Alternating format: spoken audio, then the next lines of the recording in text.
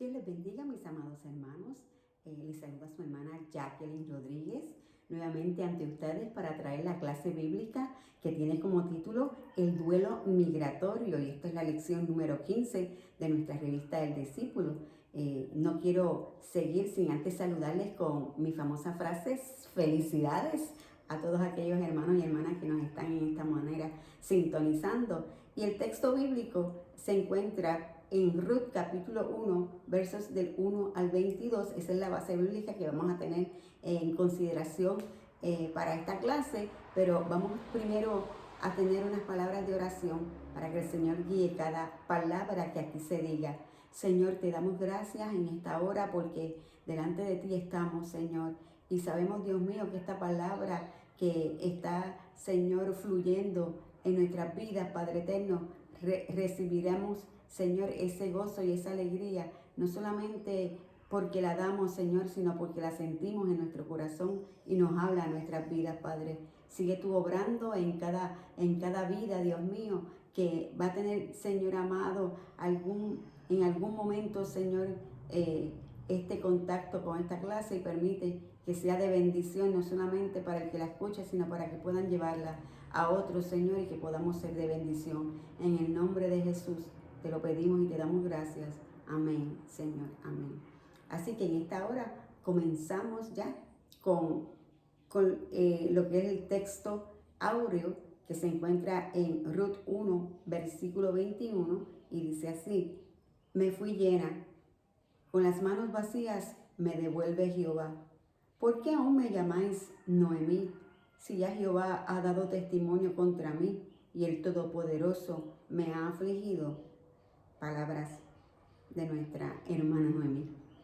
Y el vocabulario que vamos a definir es, número 1, duelo migratorio, ya que ese es el título de nuestra clase, el duelo migratorio. Y básicamente esta palabra se refiere a las pérdidas y los sentimientos de pérdida que las personas experimentan al emigrar, todo lo que dejan atrás, ¿verdad? Y emigrar, vale la pena decir que es dejar, o sea, salir de un lugar de origen para establecerse temporal o definitivamente en otro país o en otra región. Y su contraparte es inmigrar. Ese es el término que se utiliza para cuando la persona entra al país, un país extranjero, un país que no conoce, para vivir, dejando, ¿verdad?, atrás su país de origen. Y hay otra palabra que es bien pertinente en esta lección, que es hambruna. Y hambruna se refiere a la escasez generalizada de alimentos básicos que padece una población de una forma intensa y prolongada. O sea, que no es algo temporero, sino que es algo prolongado. A eso se le llama hambruna. Y vamos rapidito a comenzar, ¿verdad?, dando una breve introducción de nuestra clase. Y ya que en la clase anterior, ¿verdad?, enfatizamos que el término de duelo no necesariamente significa la pérdida de algún familiar, ¿verdad?, de alguien que fallece en la familia o en las amistades, sino que eso tiene otras perspectivas psicológicas, y son muy diversas el concepto de lo que llamamos duelo en medio de las pérdidas que tenemos. No solamente pérdidas humanas, sino hay otras pérdidas que nos hacen entrar en unos duelos, ¿verdad? Y en la lección de hoy estudiaremos cómo emigrar a otro país conlleva la separación, el adiós y el distanciamiento de personas a las que estamos acostumbradas y a las que amamos. Eso también nos lleva a nosotros a estar pasando por cierto duelo. Y mire, el objetivo principal de nuestra clase es que nosotros, ¿verdad?, como cristianos, como gente que ama a Dios, ¿verdad?, nos sensibilicemos con las experiencias de las personas que tienen que emigrar, y los sentimientos y las emociones que experimentan todas estas personas que tienen que emigrar a nuestros países. Es lamentable que muchas veces juzgamos, señalamos a nuestros hermanos y hermanas de otros lugares que emigran, ¿verdad? A otros países. Y como hay un refrán que dice, no nos ponemos en sus zapatos, no sabemos cuáles han sido las circunstancias que han hecho que estas personas salgan de sus países y muchas veces de nuestro país que emigran a otros, mayormente a los Estados Unidos. Tenemos que ponernos en sus zapatos, tenemos que ver esto como algo que no es fácil, ¿verdad? Para estas vidas, pero en la clase de hoy vamos a ver que Dios también está en medio de todas estas situaciones. Y la historia de Ruth y Noemí es una narración, ¿verdad? Que está en la palabra, que nos da esperanza, una esperanza para cada emigrante. Así que usted busque su Biblia en Ruth capítulo 1, mire, y léase todo el libro de Ruth, porque no solamente nos suscribimos al capítulo 1, sino que luego del capítulo 1, capítulo 2 y los que le siguen es de gran edificación, y vamos a ver la mano de Dios, y hay esperanza para todo aquel, ¿verdad?, que se pone y que sabe que hay un Dios poderoso, un Dios que sabe todas las cosas y que Él no está ajeno a nada. Él conoce todas nuestras circunstancias. A veces, pues, esos duelos nos inhiben de pensar y de actuar de una manera correcta, pero Dios siempre está presente, mi hermano. Dios siempre está presente. Y como la lectura es bastante extensa, tiene, ¿verdad?, los 22 versículos, vamos a ir entonces a analizar esos versículos para que usted entienda. Usted léalos con calma, para que vea cómo Dios se mueve en medio de toda circunstancia. Y vamos a ver entonces que en esta historia se lleva a cabo en el medio de que los jueces eran los que dirigían al pueblo de Israel, y el pueblo de Israel estaba en crisis. Las tribus israelitas tuvieron que luchar una y otra vez por su libertad. En este momento Israel estaba en una crisis y solo se unía cuando tenía que pelear, ¿verdad? Que tenía que batallar para defender a todo el pueblo. Y en el versículo 1 y 2 de Ruth narra cómo una familia israelita, ¿verdad?, emigró a otro país en busca de un futuro mejor. Y esto se refiere a Elimelech y Noemí, que son como quien dice, los adultos, los protagonistas de esta historia. Y esta pareja vivía en Belén, y fíjese que Belén, el significado de la palabra de Belén es casa de pan. O sea, que era un nombre que en esta historia pues parece contradictorio, porque dice la palabra que esta ciudad en este momento estaba en una escasez, estaba en una hambruna. O sea, lo que motiva la emigración de esta pareja es la hambruna que estaba pasando en este pueblo, y apenas había que comer. O sea, la hambruna fue lo que a ellos los hizo salir de este pueblo. Entendemos, ¿verdad?, que como padres responsables, como esposos responsables, como cabeza de la familia, entendemos que Elimelech sentía, ¿verdad?, que tenía que proteger a su familia, que tenía que dar el máximo por su familia. Y posiblemente esto fue lo que los llevó a emigrar, ¿verdad? Elimelech, cuyo nombre quiere decir mi Dios es rey. Elimelech significa mi Dios es rey. Y Noemí, cuyo nombre significa buena o placentera, emigraron a el territorio de Moab. Moab, se le puso el nombre a esta ciudad. Recuerdan cuando Lot salió, ¿verdad?, de Sodoma y de Gomorra, y sus hijas, quedaron ella y sus hijas tuvieron, ¿verdad?, una relación con su padre. Pues el hijo de la valga la redundancia, de la hija mayor, le pusieron el nombre de Moab, y esta ciudad tenía el nombre de este hijo. Esta pareja, ¿verdad?, Elimelech y Noemí tenían 2 hijos. Ellos se llamaban Malón y Kelión, que sus nombres significan enfermizo y débil. Wow, qué significado para esos nombres. Por eso es que prontamente vemos, según va pasando la historia, lo que sucede con estos dos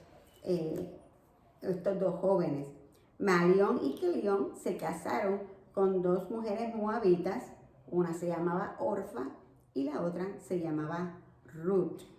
El nombre de Orfa significa cervatillo, que eso es la cría, el bebé del siervo recién nacido, y Ruth significa compañera.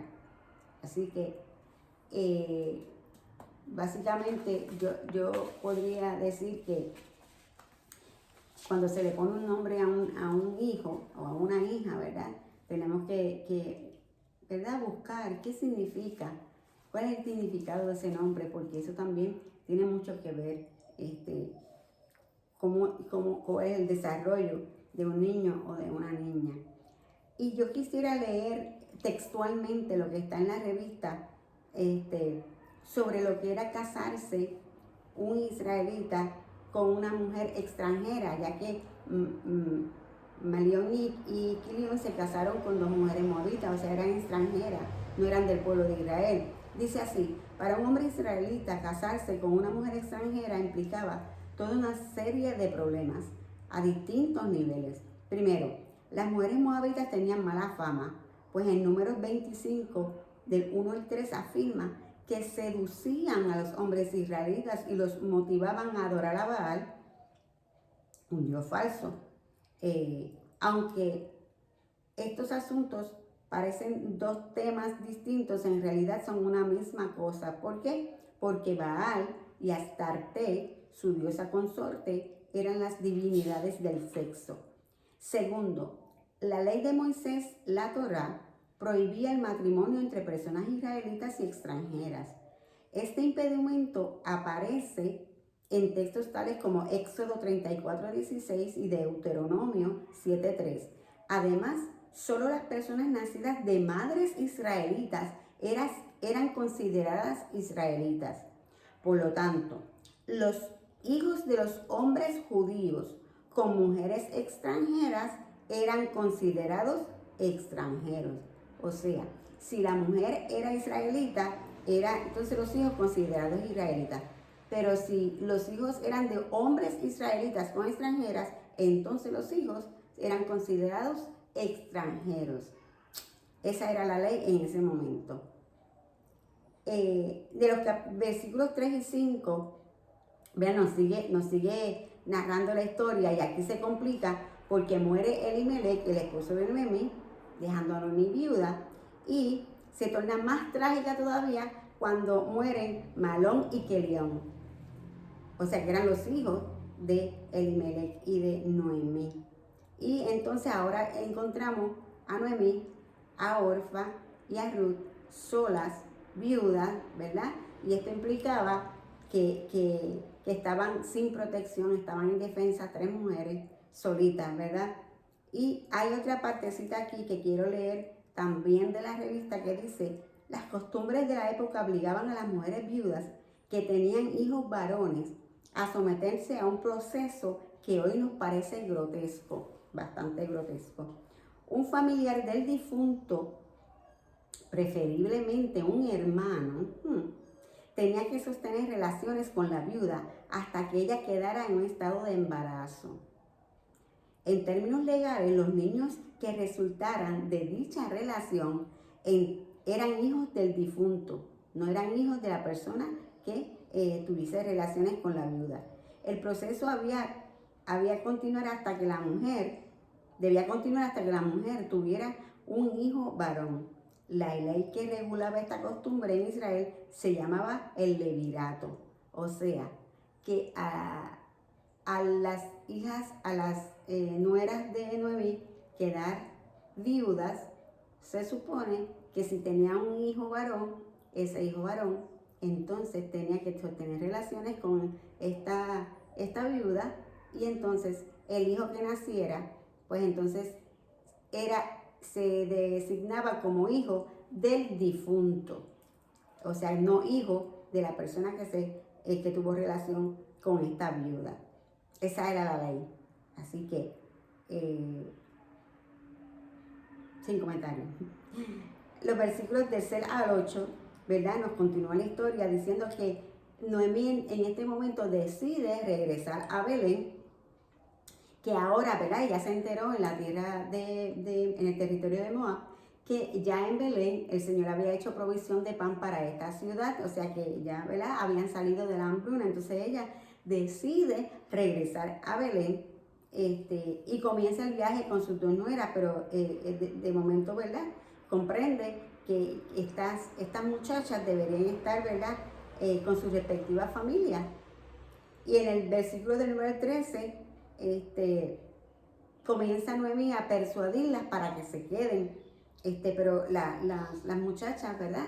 No quieren dejar a Noemí, pero ella entonces le tiene que explicar, ¿verdad? Las circunstancias en donde ella se encuentra y que ella no tiene hijos varones para que se pueda cumplir la ley del levirato. Así que luego en el 14 al 17 continúa, ¿verdad? La persuasión de Noemí con ellas, y entonces Orfa decide entonces volver a su casa, y entonces Noemí decide Ruth decide quedarse con Noemí. Y aquí está la expresión que nos hace pensar en lo hermoso que es una relación entre familias de nueras con suegras, ¿verdad?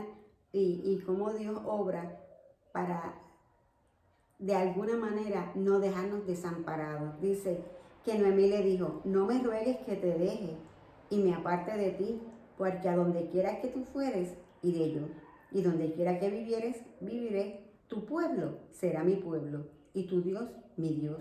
Donde tú murieres, moriré yo, y allí seré sepultada. Así me haga Jehová, y aún me añada, que solo la muerte hará separación entre nosotras dos.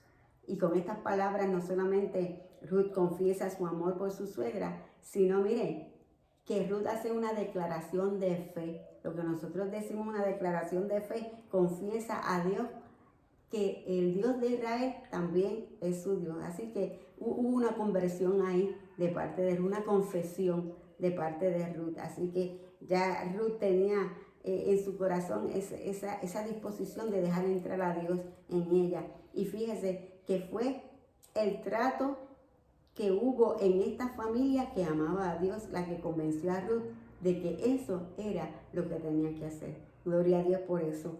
Y del versículo 18 y 19, entonces vemos cuando Ruth llega a Belén, y todo el mundo, ¿verdad?, que los conocía, entonces se conmociona y comienzan a decirle a Noemí. Entonces ahí Noemí comienza a decirle a la gente que rechaza, por todas las pérdidas que había tenido, rechaza entonces el nombre de Noemí, que, ¿verdad?, que lo que significa es bueno, placentero, y les pide que le llamen Mara.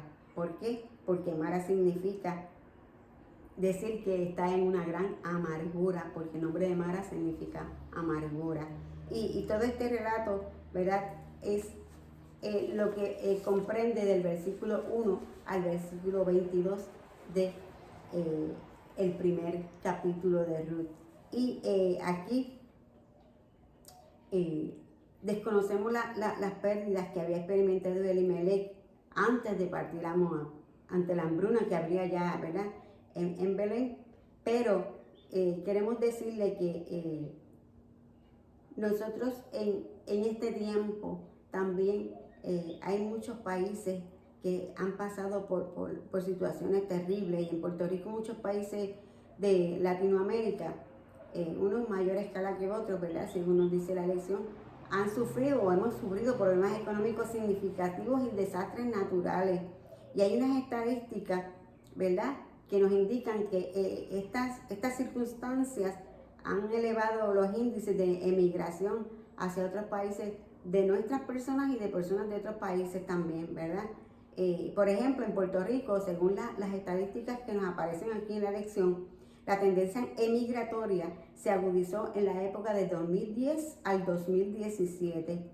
En términos netos, escuche este número: 458.000 personas emigraron hacia otras jurisdicciones de Estados Unidos, según la encuesta sobre la comunidad del Instituto de Estadística de Puerto Rico, del Gobierno de Puerto Rico, y 737.000 pasajeros aéreos salieron hacia diversos destinos. Esto es, ¿verdad? Son las estadísticas. Y con relación a la hambruna, podemos mencionar a nuestro hermano país Venezuela, ¿verdad? Que la organización no gubernamental Ciudadanía en Acción estableció que tan solo en el 2018 las muertes ocasionadas directa o indirectamente por el hambre se contabilizan al menos unos 25.000, solamente en el 2018. Los ejemplos antes señalados pueden darnos una idea de lo que tenía que enfrentar Elimelech y las razones de su migración a Moab. Hay razones que justifican, razones de peso para que familias enteras decidan emigrar a otros países, mi hermano. Y las razones por las cuales se emigra, así como las experiencias que enfrentan los inmigrantes, son variadas. Hay muchas. Y la manera en que cada persona procesa el duelo migratorio dependerá de los diversos factores, tales como la condición que tenían en el país de donde ellos están emigrando, ¿verdad? Los recursos de apoyo, la manera en que se integran social, los recursos personales y en otros, ¿verdad? Otras más que están en la lista. No sabemos, ¿verdad? A veces hay personas que tienen un estatus, ¿verdad? De nivel económico en sus países bastante alto, y debido a las situaciones que pasa el país, pues tienen que salir de ese país. Cuando llegan a ese país, cuando emigran e inmigran en el otro país, pues se encuentran que no es lo mismo, y esto conlleva a unos duelos psicológicos, emocionales, terribles. Como decimos aquí en Puerto Rico, tienen que empezar de abajo, ¿verdad? Y hay otras circunstancias que muchas veces son tropiezos para que estas personas puedan salir adelante. Así que, hermano, tener una estrecha relación con Dios, y esto es bien importante, le permitirá sentirse confiada de la dirección y decisión que han tomado.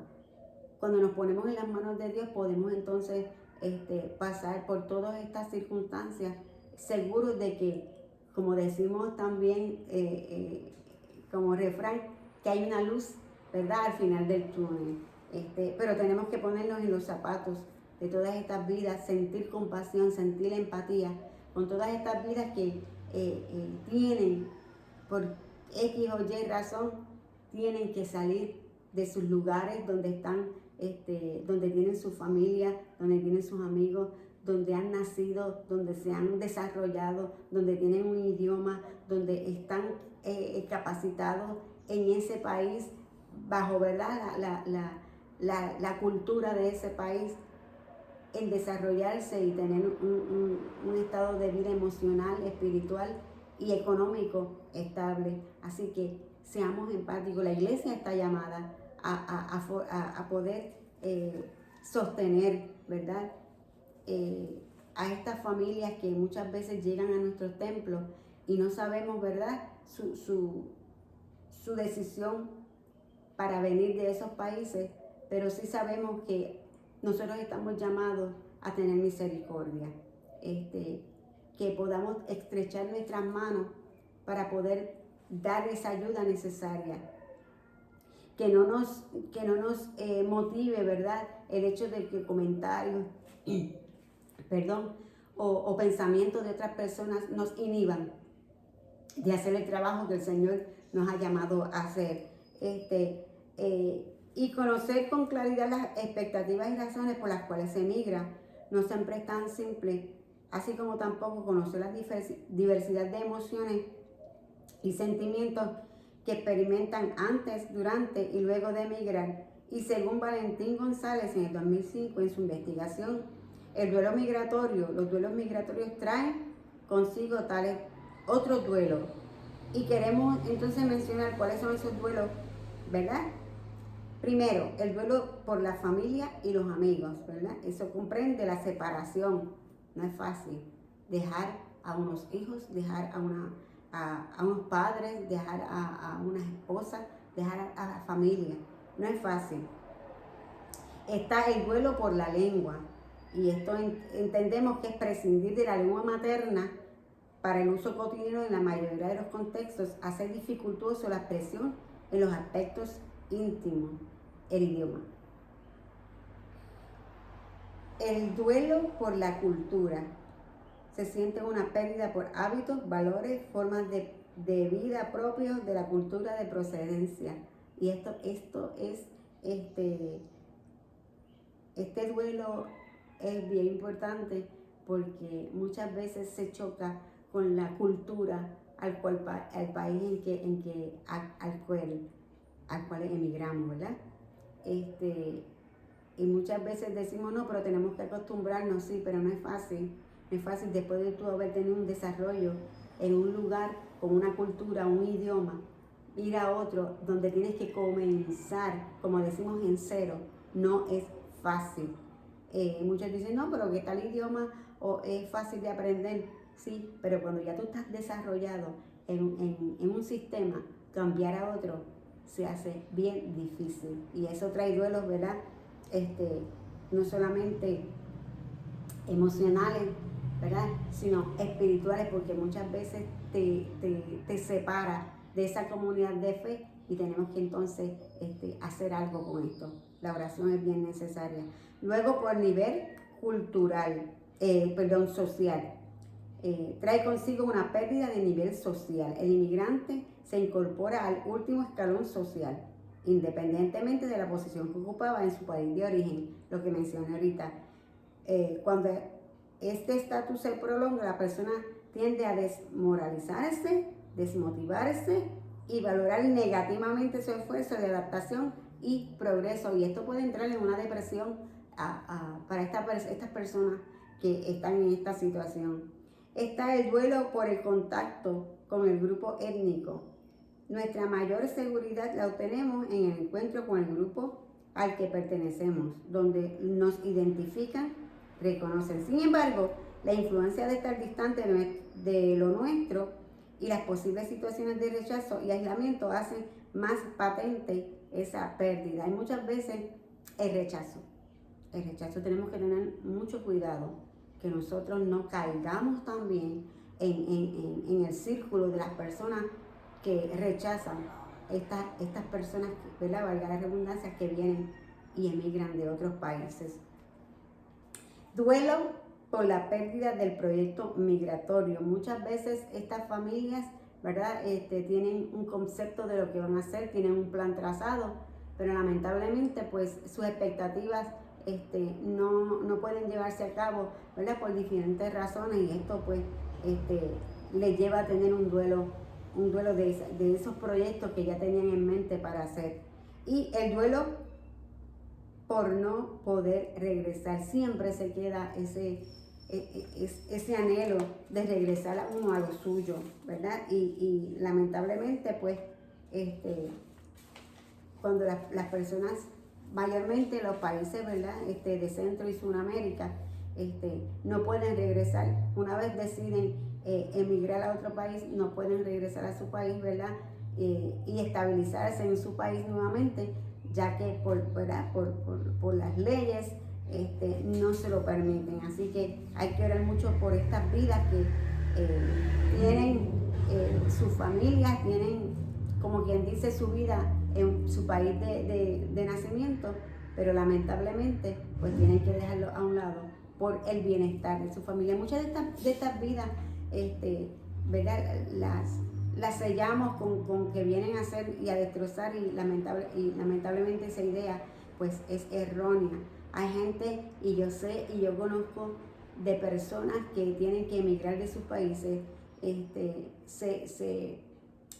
se ponen a trabajar en lo que, ¿verdad? Como decimos, lo que aparece, y tienen que sostenerse en el país donde están, y también tienen que sostener a la familia que está en el país de donde salieron. tienen una carga muy pesada. Tenemos que tener mucho cuidado de señalar y de atribuir, ¿verdad? Acciones que no conllevan a nada positivo en estas vidas. Tratemos a estas personas con mucha dignidad, porque son seres humanos, son creación de Dios y son personas que están buscando el bienestar de sus familias, el bienestar propio, ¿verdad? Debido a lo que están pasando en sus países de origen. Tenemos que tener mucho cuidado. Indudablemente para Noemí no fue fácil emigrar. Su estancia en Moab e inicialmente su regreso a Belén, ella había experimentado tantas pérdidas que hasta decide cambiar su nombre. Pero mire, en el capítulo 2 de Ruth vemos que esta historia tiene un giro hermoso. Ahí la protección y el cuidado de Dios se hace palpable en la figura de Boaz, ¿verdad? Lea, sí, continúe leyendo esta historia hermosa. Dios cubre bajo sus alas de protección a los extranjeros que confían en Él. Y también desea que su iglesia sea instrumento, y esto es bien importante, sea instrumento en sus manos para cuidar y acompañar a los emigrantes. Seamos, ¿verdad?, esas manos de Dios, dándole el cuidado necesario a estas vidas en base a los recursos que pueda tener la iglesia, ¿verdad? Y nosotros como cristianos tenemos que tener esa empatía grande con estas vidas que necesitan ese apoyo, necesitan esa mano amiga. Recuerde que usted y yo también somos hijos e hijas de Dios. También somos creación de Dios. Todo ser humano es creación de Dios. Enfatizamos que dicen por ahí que no todos somos hijos de Dios, sino aquellos que creen que son llamados hijos de Dios, pero todos somos creación de Dios. Y como creación de Dios tenemos que cuidar los unos de los otros. Y en resumen, ¿verdad? Las personas que emigran no solo aprenden idiomas, también desarrollan habilidades que hacen más resilientes y aprenden otras maneras de vivir, y lo estamos viendo del lado positivo, ¿verdad? Las pérdidas incorporan ganancias, pues la elaboración de un duelo supone un proceso de crecimiento y restauración, ¿verdad? Aunque pases por el valle de la sombra de muerte, no temeré mal alguno, porque tú estarás conmigo. Me viene a la mente ese texto bíblico, ese salmo, ¿verdad? Como cristianos, Dios nos ofrece un espacio en donde aprendamos a desarrollar una mejor relación con Él, reconocimiento que nos acompaña, dirige y cuida en el proceso. Y aunque Noemí quiso cambiarse el nombre, ¿verdad?, de Noemí por Mara, vemos también que aún ahí ella tenía su confianza puesta en Dios. Así que, porque en todo momento, por su boca, lo que salía era siempre estar en las manos de Dios, aunque se cambió el nombre. Así como iglesia debemos asumir la responsabilidad de cuidar y acompañar a los inmigrantes en su proceso de adaptación. Tengamos una palabra de oración. Amado Dios, gracias por darnos el mejor ejemplo de amor y bondad. Gracias porque cuando acudimos a ti, tú nos escuchas y respondes. Anhelamos tener relaciones sanas en medio de un mundo tan violento y hostil. Ayúdanos a contribuir al amor, a la reconciliación, a la hospitalidad cristiana, que podamos ser luz y reflejar tu amor cada día. Lo pedimos en acción de gracias en el nombre de Jesús. Amén. Amén. Gracias, Señor. Así que recuerden que nosotros somos las manos de Dios aquí en la tierra.